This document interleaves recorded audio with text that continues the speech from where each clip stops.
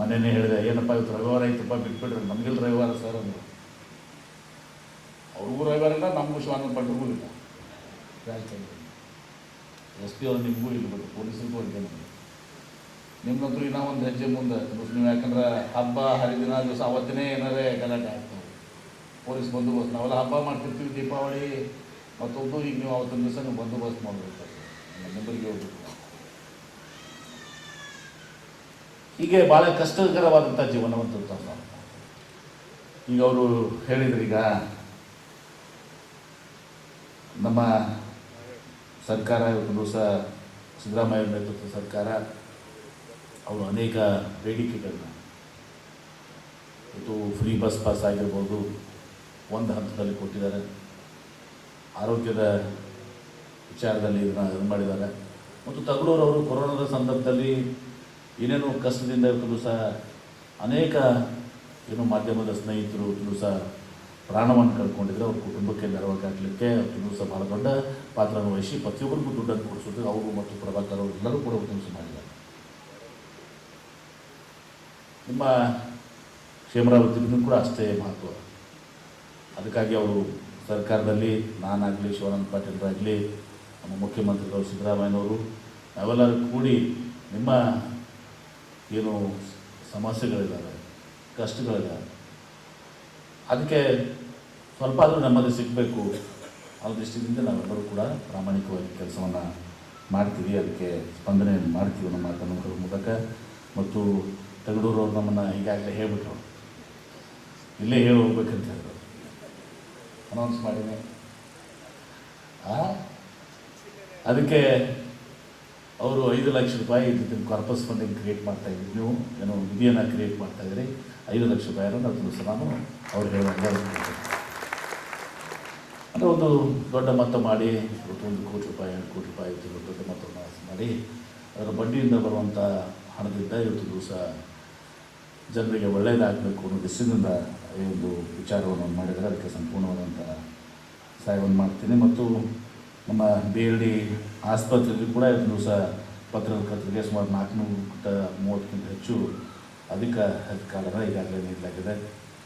ಇವತ್ತು ಅಲ್ಲೇ 1 ವರ್ಷದ ನಂತರ ಅದನ್ನು ನವೀಕರಣ ಕೂಡ ಮಾಡಿದ್ದೀವಿ.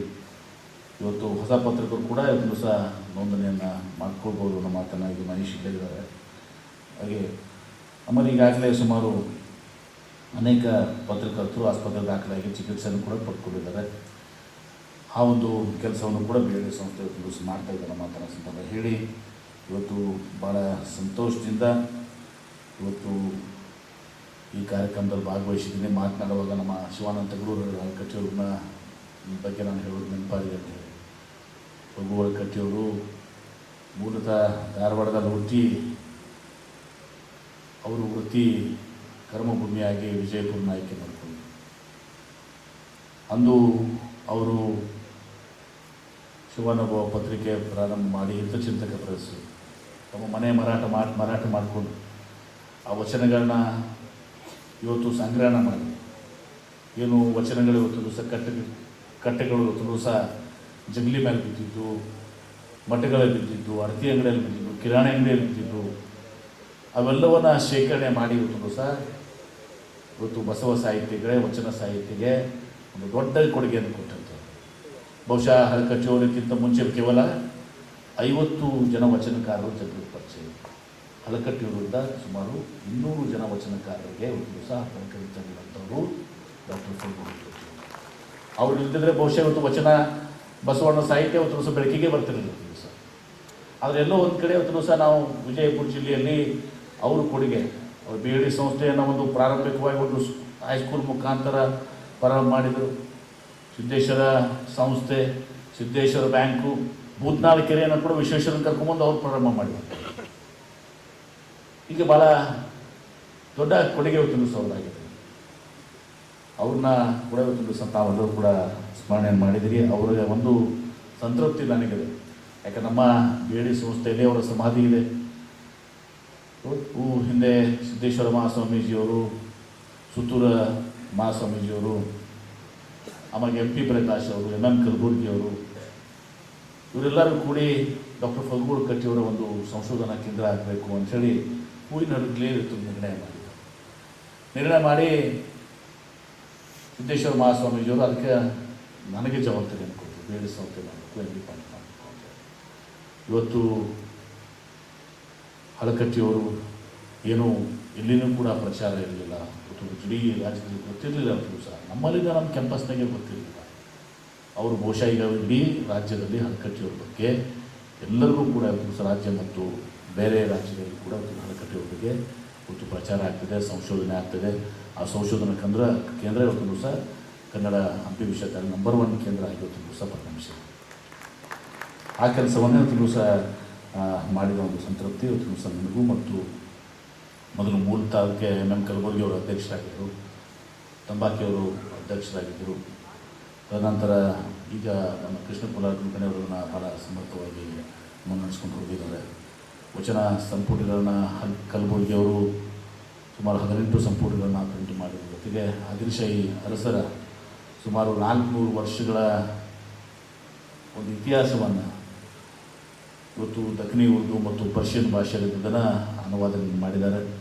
ಬಹುಶಃ ಎಲ್ಲೋ ಒಂದು ಕಡೆ ನಮ್ಮ ರಫೀಕ್ ಭಂಡಾರಿ ಅವರು ಇಲ್ಲೇ ಇದ್ದಾರೆ. ಭಾಳ ಅಲ್ಲಿ ಉತ್ತರ ಭಾರತದ ಜನರು ಅದನ್ನು ಉರ್ದುದಲ್ಲಿ ಭಾಷೆವಾದರೆ ನಮಗೆ ಓದಲಿಕ್ಕೆ ಆಗ್ತದೆ, ಕನ್ನಡ ನಾನು ಹೆಂಗೆ ಓದೋದನ್ನು ಅನ್ನೋದನ್ನು ಇದು ಮಾಡಿದರೆ ಅದನ್ನು ಕೂಡ ಇವತ್ತು ಕೈಗೆತ್ತಿಕೊಳ್ತಾ ಇದ್ದೀವಿ.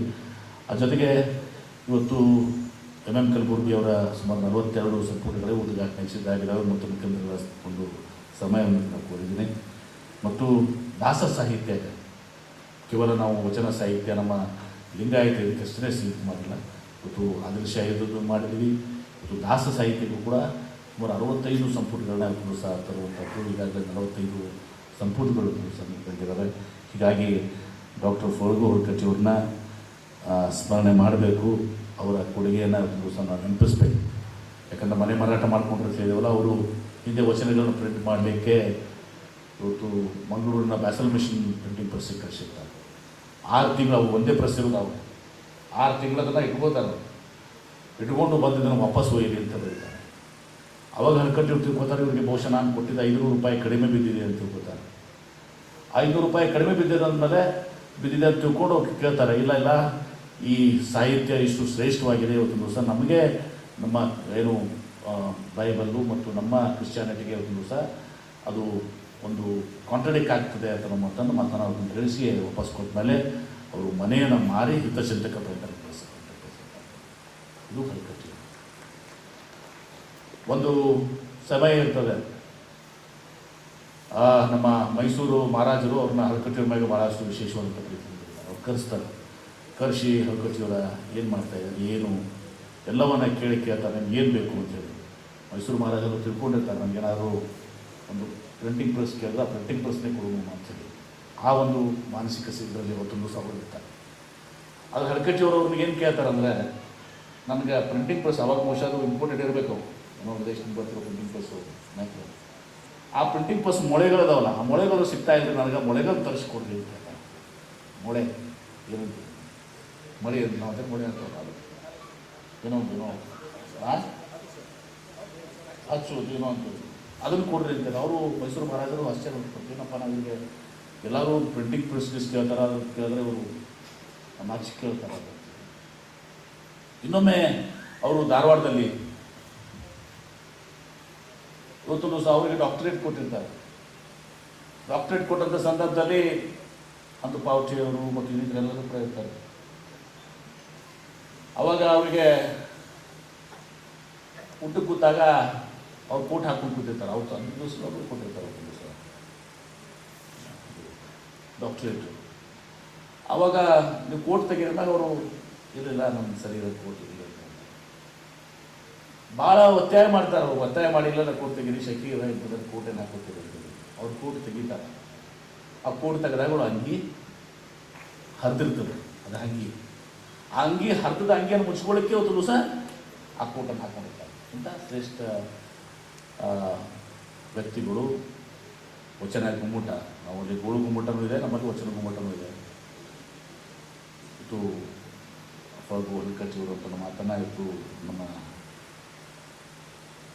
ತಗೊಳ್ಳೂರವ್ರು ವಿನಂತಿ ಮಾಡಿದ್ದಕ್ಕೆ 2 ವಿಚಾರಗಳನ್ನ ಅವ್ರ ಬಗ್ಗೆ ನನ್ನ ಮಾತನಾಡಿ ಇವತ್ತು ಪತ್ರಕರ್ತರು ನಿಮ್ಮ ಭಾಳಷ್ಟು ಕೊಡುಗೆಯನ್ನು ಇವತ್ತು ದಿವಸ ಕೊಟ್ಟಿದ್ದೀವಿ, ಭಾಳಷ್ಟು ಜವಾಬ್ದಾರಿ ಇವತ್ತು ಸಿಗುತ್ತೆ.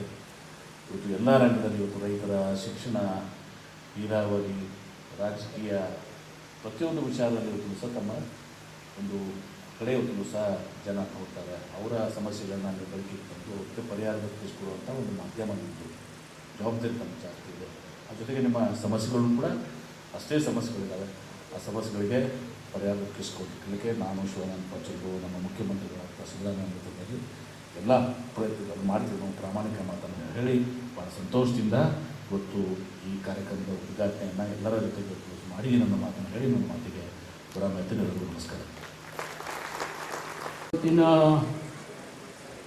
ಕರ್ನಾಟಕ ಕಾರ್ಯನಿರತ ಪತ್ರಕರ್ತರ ಸಂಘ ಇವರು ಹಮ್ಮಿಕೊಂಡಿರ್ತಕ್ಕಂಥ ಬಿಜಾಪುರ ಜಿಲ್ಲೆ ಈ ಕಾರ್ಯಕ್ರಮದಲ್ಲಿ ಉಪಸ್ಥಿತರಿರ್ತಕ್ಕಂಥ ಎಲ್ಲ ಪತ್ರಕರ್ತರಿಗೆ ನನ್ನ ಶುಭಾಶಯಗಳನ್ನು ಹೇಳಿ, ವೇದಿಕೆ ಮೇಲೆ ಆಸೀನರಾಗಿರ್ತಕ್ಕಂಥ ಕರ್ನಾಟಕ ಘನ ಸರ್ಕಾರದ ಸಚಿವರು, ಆತ್ಮೀಯರು, ಬಿಜಾಪುರ ಜಿಲ್ಲಾ ಉಸ್ತುವಾರಿ ಸಚಿವರಾದಂಥ ಎಂ.ಬಿ. ಪಾಟೀಲ್ಗೆ, ವೇದಿಕೆ ಮೇಲೆ ಆಸೀನರಾಗಿರ್ತಕ್ಕಂಥ ಆತ್ಮೀಯರು ಮತ್ತು ನಮ್ಮೆಲ್ಲರ ಮಾರ್ಗದರ್ಶಕರಾದಂಥ ಶಿವಾನಂದ ತಗಡೂರವರೇ, ಕೆ.ವಿ. ಪ್ರಭಾಕರ್ ಅವರೇ, ಪ್ರಭಾಕರ್ ಅವರ ಅನುಪಸ್ಥಿತಿಯಲ್ಲಿ ಅವರನ್ನು ನೆನೀತಾ ಬೆಣ್ಣೂರವರೇ, ಲೋಕೇಶ್ ಅವರೇ, ಬಾಳೋಜಿ ಅವರೇ, ಠಾಕೂರ್ ಅವರೇ, ಲಕ್ಷ್ಮಣ್ ನಿಂಬರ್ಗಿ ಅವರೇ, ಯಲಗಾರ್ ಅವರೇ ಹಾಗೂ ಗೋಪಾಲ್ ನಾಯ್ಕರೇ, ಅಂಬರೀಷ್ ದೊಡ್ಡಮನಿ ಅವರೇ, ನಕ್ಕಳಿಕೆ ಅವರೇ, ವೇದಿಕೆ ಮೇಲೆ ಆಸೀನರಿರ್ತಕ್ಕಂಥ ಎಲ್ಲ ಗೌರವಾನ್ವಿತ ಅತಿಥಿಗಳೇ, ಸನ್ಮಾನಿತರೇ, ಉಪಸ್ಥಿತ ಜಿಲ್ಲಾ ಅಧ್ಯಕ್ಷರೇ, ಪದಾಧಿಕಾರಿಗಳೇ ಮತ್ತು ಎಲ್ಲ ಪತ್ರಕರ್ತ ಮಿತ್ರರೇ, ಭಾಳ ಸಂತೋಷದ ಸಂಖ್ಯೆ. ಯಾಕೆಂದರೆ ಈಗಾಗಲೇ ಗೋಪಾಲ್ ನಾಯ್ಕರು ಹೇಳಿದಾಗೆ ಏನು ನಮ್ಮ 3 ಅಂಗಗಳಿದ್ದಾವೆ, ಆ 3 ಅಂಗಗಳು ಸಮತೋಲನ ರೀತಿಯಿಂದ ಕಾರ್ಯನಿರ್ವಹಿಸಬೇಕಾದ್ರೆ ಪತ್ರಿಕಾ ರಂಗದ ಅವಶ್ಯಕತೆ ಬಹಳ ಇದೆ. ಪ್ರಾಯಶಃ ಪತ್ರಿಕಾ ರಂಗ ಇರದೇ ಹೋಗಿದ್ರೆ ಸಮಾಜದಲ್ಲಿ ಆಗ್ತಕ್ಕಂಥ ಏಳಿಗೆ ಇರ್ಬೋದು, ಔನ್ನತಿ ಇರ್ಬೋದು, ಎರಡನ್ನೂ ಗುರುತಿಸಲಿಕ್ಕೆ ಆಗ್ತಿರಲಿಲ್ಲ. ಭಾಳ ಏಳಿಗೆ ಆಗಬೇಕಾದ್ರೆ ಸಂಶೋಧನಾತ್ಮಕ ಪತ್ರಿಕಾ ರಂಗದ ಅವಶ್ಯಕತೆ ಭಾಳ ಇದೆ. ಇವತ್ತು ಎಲ್ಲ ರೀತಿ ಸಂಶೋಧನೆ ಅವಶ್ಯಕತೆ ಇದೆ. ಇದರಲ್ಲಿ ನಾವು ನೋಡ್ತಾ ಇದ್ದೀವಿ, ಜಗತ್ತು ವೈಜ್ಞಾನಿಕವಾಗಿ ಮತ್ತು ತಂತ್ರಜ್ಞಾನದ ರೀತಿಯಿಂದ ಬೆಳೀಲೇಬೇಕು. ವೈಜ್ಞಾನಿಕವಾಗಿ ಅನೇಕ ಸಂಶೋಧನೆಗಳಾಗಿದ್ದಾವೆ. ಇವತ್ತು ಮಾನವ ಕುಲ ಬದುಕಿದ್ದೇ ಸಂಶೋಧನೆಯಿಂದ ಅಂದರೆ ಅದು ತಪ್ಪಾಗಲಿಕ್ಕಿಲ್ಲ ಅಂತೇಳಿ ನಾನು ಭಾವಿಸ್ತೀನಿ. ಯಾಕೆಂದರೆ ಮೊನ್ನೆ ನಾನು, ನೀವು, ನಿಮ್ಮ ತಲೆಮಾರಿನ ಎಲ್ಲ ಜನ ಈ ಕೋವಿಡ್ ಮಹಾಮಾರಿಯನ್ನು ನೋಡಿದ್ದೀವಿ. ಕೋವಿಡ್ ಬಂದಾಗ ಇದಕ್ಕೆ ಮದ್ದು ಸಿಗ್ತದೋ ಇಲ್ಲೋ ಅಂಥೇಳಿ ಎಲ್ಲರ ಮನಸ್ಸಿನಲ್ಲಿ ಯಕ್ಷ ಪ್ರಶ್ನೆ ಇತ್ತು. ಆದರೆ ಇವತ್ತು ಅಂಥ ಸಂಶೋಧನೆ ಕೂಡ ಆಯಿತು. ಇವೆಲ್ಲ ಜಗತ್ತಿನಲ್ಲಿ ಪ್ರಗತಿಪರ ಸಾಧನೆಗಳು. ಆದರೆ ಇವತ್ತು ಇಲೆಕ್ಟ್ರಾನಿಕ್ ಮೀಡಿಯಾ ಬಂದ ಮೇಲೆ ಪತ್ರಿಕೋದ್ಯಮಿಗೆ ಸ್ವಲ್ಪ ಹಿನ್ನಡೆ ಆಗಿರ್ಬೋದು, ನಾನು ಇಲ್ಲ ಅಂತ ಹೇಳೋದಿಲ್ಲ. ಈ ಇಲೆಕ್ಟ್ರಾನಿಕ್ ಮೀಡಿಯಾನ ನಾನು ಟೀಕಿಸ್ತೀನಿ ಅಂತ ಭಾವಿಸ್ಬಾರ್ದು. ಯಾಕಂದರೆ ಇಲೆಕ್ಟ್ರಾನಿಕ್ ಮೀಡಿಯಾನಲ್ಲಿ ಎಲ್ಲ ಹಾಟ್ ಸುದ್ದಿನೇ ಇರ್ತಾವೆ. ನಾನು ಯಾರಿಗೆ ಬೈದೆ, ಯಾರು ನನಗೆ ಬೈದ್ರು ಅದು ಮೊದಲು ಬರ್ತದೆ ರಾಜ್ಯದಲ್ಲಿ. ಆದರೆ ಏನು ಪ್ರಗತಿ ಆಗಿರ್ತದೆ ಅದಕ್ಕೆ ಎರಡನೇ ಆದ್ಯತೆ ಅಲ್ಲಿರ್ತದೆ. ಆದರೆ ಪ್ರಗತಿಗೆ ಮೊದಲನೇ ಆದ್ಯತೆ ಕೊಟ್ಟಂಥವ್ರು ಯಾರಾದರೂ ಇದ್ದರೆ ಪತ್ರಿಕೋದ್ಯಮದ ಮಿತ್ರರು ಅಂತೇಳಿ ನಾನು ಭಾಳ ಹೆಮ್ಮೆಯಿಂದ ಹೇಳಬೇಕಾಗ್ತದೆ. ಎಷ್ಟೋ ಪ್ರತಿಭಾವಂತ ಮಕ್ಕಳು ಇವತ್ತು ಸಾಧನೆಯನ್ನು ಮೆರೆದಿದ್ದಾರೆ. ಅವ್ರ ಬಗ್ಗೆ ಪರಿಚಯ ಕೂಡ ಇರೋದಿಲ್ಲ. ಇವತ್ತು ಭಾಳಷ್ಟು ಕಡೆ ನಾವು ನೋಡ್ತೀವಿ. ಇವತ್ತು ವೈಜ್ಞಾನಿಕತೆಗೆ ಸ್ವಲ್ಪ ಪ್ರೋತ್ಸಾಹ ಕೊಡ್ತಕ್ಕಂಥದ್ದು ಕೂಡ ಭಾಳ ಕ್ಷೀಣಿಸ್ತಾ ಇದೆ. ಇವತ್ತು ನಿಮ್ಗೆ ಹೇಳಬೇಕಪ್ಪ ಅಂದರೆ ಈ ದೇಶ ಇಷ್ಟೆಲ್ಲ ಸಾಧನೆ ಮಾಡಬೇಕಾಗಿದ್ರೆ ವಿಜ್ಞಾನಿಗಳ ಕೊಡುಗೆ ಭಾಳ ದೊಡ್ಡದು. ಇವತ್ತು ಗ್ರೀನ್ ರೆವಲ್ಯೂಷನ್ ಆಗದೆ ಇದ್ದರೆ ನಾವು ಅನ್ನ ತಿನ್ನೋಕ್ಕೂ ಆಗ್ತಿದ್ದಿಲ್ಲ, ವೈಟ್ ರೆವಲ್ಯೂಷನ್ ಆಗದೆ ಇದ್ದರೆ ಹಾಲು ಕುಡಿಯೋಕ್ಕೆ ಆಗ್ತಿದ್ದಿಲ್ಲ. ಇವೆಲ್ಲ ದೊಡ್ಡ ದೊಡ್ಡ ಸಾಧನೆಯನ್ನು ಮೆರೆದಿರ್ತಕ್ಕಂಥ ಸಮಾಜ. ನಾವು ವೈಜ್ಞಾನಿಕವಾಗಿ ಮತ್ತು ಸಂಶೋಧನಾತ್ಮಕವಾಗಿ ಕೆಲವು ಬರಿಬೇಕಾದಂಥ ಕೆಲಸಗಳನ್ನು ಮಾಡದೇ ಇರೋದ್ರಿಂದ ಸಮಾಜಕ್ಕೆ ಭಾಳ ದೊಡ್ಡ ಹಿನ್ನಡೆ ಆಗ್ತಾಯಿದೆ. ಇವತ್ತು ಎಲ್ಗಾರ್ ಅವರಿಗೆ ಭಾಳ ದೊಡ್ಡ ಸನ್ಮಾನ ಮಾಡಿದ್ವಿ. ಪ್ರಾಯಶಃ ಎಲ್ಗಾರ್ ಅವರು ಬಸವಣ್ಣನ ಕಾಲದಲ್ಲಿ ಹುಟ್ಟಿದರೆ ಬಹುತೇಕ ನಮ್ಮ ಬಸವಣ್ಣ ಯೇಸು ಕ್ರಿಸ್ತ ಆಗ್ತಿದ್ದ ಅಂದರೂ ತಪ್ಪಾಗಿರ್ತಿಲ್ಲ. ಯಾಕಂದರೆ ಭಾಷೆ ಆ ಸಂದರ್ಭದಲ್ಲಿ ದೊಡ್ಡ ಒಂದು ಹಿನ್ನಡೆಯನ್ನು ಬಿಟ್ಟು ಹೋಗಿದೆ. ಇಂಗ್ಲೀಷು, ಹಿಂದಿ ಮತ್ತು ಫ್ರೆಂಚು, ಈಗ ನಾವು ಭಾಳಷ್ಟು ಭಾಷೆಗಳನ್ನು ಭಾಷಾ ಸಮಸ್ಯೆಯಿಂದ ನಮ್ಮ ಪ್ರತಿಭೆಗಳನ್ನು ನಾವು ಜಗತ್ತಿಗೆ ಪರಿಚಯಿಸಲಾರಂಥ ಅನೇಕ ಸನ್ನಿವೇಶಗಳನ್ನು ನಾವು ಸಮಾಜದಲ್ಲಿ ಕಂಡಿದ್ದೀವಿ. ಇವತ್ತು ನನಗೆ ಒಂದು ಸಂತೋಷ ಏನಪ್ಪ ಅಂದರೆ 195% ರಿಕವರಿ ಆಗಿದೆ. ಭಾಳ ಸಂತೋಷದ ಸಂಗತಿ ಅಂತೇಳಿ ನಾನು ಹೇಳಬೇಕಾಗ್ತದೆ. ಅಂಥ ತಾಳ್ಮೆ ಇಲ್ಲದೆ ಇದ್ದರೆ ಅಧಿಕಾರಿಗಳು ಕೂಡ ಕೆಲಸ ಮಾಡೋಕ್ಕಾಗೋದಿಲ್ಲ. ನಮ್ಮಂಥ ರಾಜಕಾರಣಿಗಳಂತೂ ಮೊದಲೇ ಮಾಡಿದರೂ ಕೆಟ್ಟ ಹೆಸರಿರ್ತದೆ, ಮಾಡಲಿಲ್ಲರೂ ತೀರಾ ಕೆಟ್ಟ ಹೆಸರಿರ್ತದೆ. ಇಂಥ ಎಲ್ಲ ಸಮಯಕ್ಕೆ ಸಂದರ್ಭಕ್ಕೆ ತಕ್ಕಾಗೆ ಸಮಾಜ ನಡೀದೇ ಹೋದರೆ ಪ್ರಾಯಶಃ ಈ ಸಮಾಜ ಕಟ್ಟೋದು ಭಾಳ ಕಷ್ಟ ಅಂತೇಳಿ ನಾನು ಭಾವಿಸ್ತೀನಿ. ಜೊತೆಗೆ ರಾಜ್ಯದ ಮುಖ್ಯಮಂತ್ರಿಗಳು ಕೂಡ ಭಾಳ ದೊಡ್ಡ ದೊಡ್ಡ ಕೊಡುಗೆಗಳನ್ನು ನೀವು ಕೊಟ್ಟಿದ್ದಾರೆ. ವಿಶೇಷವಾಗಿ 2 ವರ್ಷದಲ್ಲಿ ಸಿದ್ದರಾಮಯ್ಯನವರು ಸಾಕಷ್ಟು ಕೊಡುಗೆಗಳನ್ನು ಪತ್ರಕರ್ತರಿಗೆ ಕೊಟ್ಟಿದ್ದಾರೆ. ಅವ್ರು ಕೊಟ್ಟಾರ ಅಂಥೇಳಿ ಮತ್ತು ನೀವು ಅವ್ರ ಬಗ್ಗೆ ಬರೀ ಹೊಗಳ್ರಿ ಅಂತ ನಾನು ಹೇಳಕತ್ತಿಲ್ಲ. ಅವ್ರು ಕೆಟ್ಟ ಮಾಡಿದರೆ ಬರೀ ಬೇಡ ಅನ್ನಂಗಿಲ್ಲ. ಆದರೆ 2 ವರ್ಷದಲ್ಲಿ ನಿಮ್ಗೆ ಎಷ್ಟು ಪ್ರೋತ್ಸಾಹ ಕೊಡಬೇಕು ಅದು ಅತಿ ಹೆಚ್ಚಿನ ಪ್ರೋತ್ಸಾಹ. ಬಸ್ ಪಾಸ್ ಇಟ್ಕೊಂಡು ಮೆಡಿಕಲ್ ಅಲೌನ್ಸಸ್ ಬಗ್ಗೆ ಆಗಲಿ ಮತ್ತು ನಿಮಗೆ ಅನೇಕ ಹಿಂದಿನ ರಾಜಕೀಯ ನೇತರು ಕೆಲವೊಂದು ಸರ್ತಿ ಬೆಂಗಳೂರಿನಲ್ಲಿ ಸೈಟ್ ಕೂಡ ಕೊಟ್ಟಿದ್ದಾರೆ. ಎಲ್ಲರೂ ಬಿಜಾಪುರ, ಬಾಗಲಕೋಟೆ ಇಂಥಲ್ಲಿ ಉಳಿದಿದ್ರೆ ಅಲ್ಲಿ ಕೂಡ ನಾನು MB ಪಾಟೀಲ್ ಕೊಡಿಸ್ತಕ್ಕಂಥ ಪ್ರಾಮಾಣಿಕ ಪ್ರಯತ್ನ ಮಾಡ್ತೀವಿ ಅಂತಕ್ಕಂಥ ಮಾತನ್ನು ಈ ಸಂದರ್ಭದಲ್ಲಿ ಹೇಳ್ತಾ ಭಾಳ ಹೆಚ್ಚಿಗೇನು ನಾನು ಹೇಳಲಿಕ್ಕೆ ಹೋಗೋದಿಲ್ಲ. ನೀವು ಏನು ಇವತ್ತು ಈ ಸಂಘ ಕಟ್ಟಿ ಬೆಳೆಸಿ ಇದು ಸಮಾಜಮುಖಿಯಾಗಿ ಬೆಳಿಬೇಕಂತಕ್ಕಂಥ ಅಭಿಲಾಷೆ ತಳಗಡೂರು ಅವ್ರದ್ದಿದೆ. ಅವ್ರ ಜೊತೆ ಇರ್ತಕ್ಕಂಥ ಅವ್ರ ಸಹೋದ್ಯೋಗಿಗಳದ್ದಿದೆ. ಯಾಕಂದರೆ ಸಮಾಜದಲ್ಲಿ 4ನೇ ಕಣ್ಣು ಹ್ಯಾಕ್ ಶಿವನು 3ನೇ ಕಣ್ಣಿತ್ತು, ಸಮಾಜದ 4ನೇ ಕಾಣ್ತಾವೆ. ಇವತ್ತು ನೀವು ಕಣ್ಣು ತೆರೀದೇ ಇದ್ದರೆ ಸಮಾಜದಲ್ಲಿ ಪ್ರತಿಭೆ ಕೂಡ ಹುಡುಕೋದಾಗೋದಿಲ್ಲ, ಇದ್ದಂಥ ಪ್ರತಿಭೆ ಗುರುತಿಸೋದು ಆಗೋದಿಲ್ಲ. ಈ 2 ಕೆಲಸ ನೀವು ಮಾಡ್ತೀರಿ ಅಂತೇಳಿ ಈ ಸಂದರ್ಭದಲ್ಲಿ ನಾನು ಹಾರೈಸಿ ಹೆಚ್ಚಿಗೇನು ಹೇಳಿದೆ.